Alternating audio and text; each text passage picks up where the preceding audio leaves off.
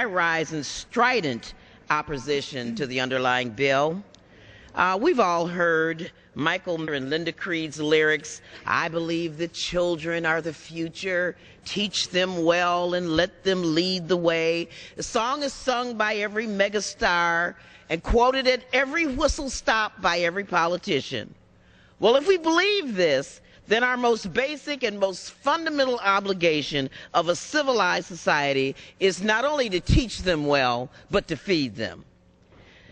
The WIC program is the USDA's largest discretionary program. It provides assistance to children up to 5 years of age, to pregnant women, postpartum women, breastfeeding women who are nutritionally at risk because of inadequate nutrition and income. We've heard a great deal from the other side. Just recently, the previous speaker talked about the importance of letting the free market system work, that we need jobs. Infants cannot work. They are helpless. And according to the most recent census, almost 20% of the nation's children are living in poverty. A recent report estimates that the annual estimated cost of domestic hunger is $90.4 billion. The cost of hunger, the consequences of hunger. According to the American Community Survey, almost half of the children living in single female-headed households in my district live in poverty, and about 39% in Wisconsin are poor. This program represents, in any decent society, the basic obligation we have to our fellow citizens. Half of the babies born in our country each year rely on WIC. And this bill cuts a devastating $650 million from the WIC program. And in my state, this represents about 4,800 people would lose the WIC program. The Ryan budget cuts an astounding $833 million from the WIC program.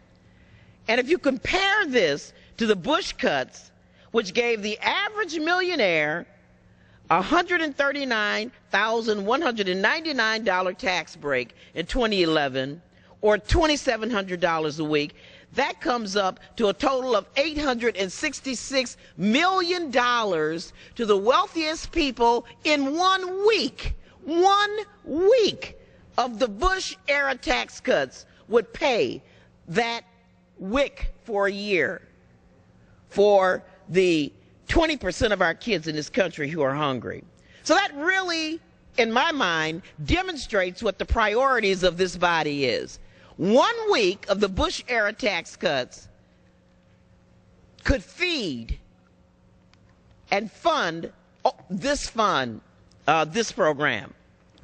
Now, if you truly believe that children are our future, note that numerous studies have shown that pregnant women who participate in the WIC program have longer pregnancies, lead to fewer premature births, fewer low and very low birth weight babies, experience fewer fetal and infant deaths, seek prenatal care earlier in pregnancy, and consume more of such key nutrients as iron, protein, calcium, vitamins A and C.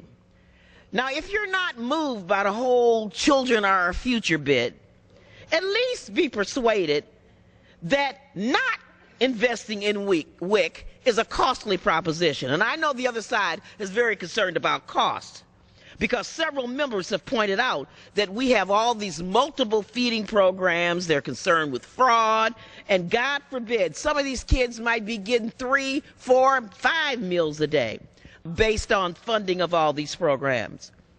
But preterm births cost the U.S. over $26 billion a year, with the average first-year medical cost of a premature low birth weight baby roughly costing $49,000 compared to $4,500 for a baby born without complications. WIC prenatal care benefits reduce the rate of low birth weight babies by 25%. Now, for those of you who support these gargantuan ag subsidies, monies for the various wealthy, I commend to you the words of Theodore Parker, a minister and abolitionist in the early 19th century who's been quoted by both Abraham Lincoln our 16th president, and by Dr. Martin Luther King in their epic speeches. Theodore Parker said, "The miser, starving his brother's body, starves also his own soul, and a death shall creep out of his great estate of injustice, poor and naked and miserable."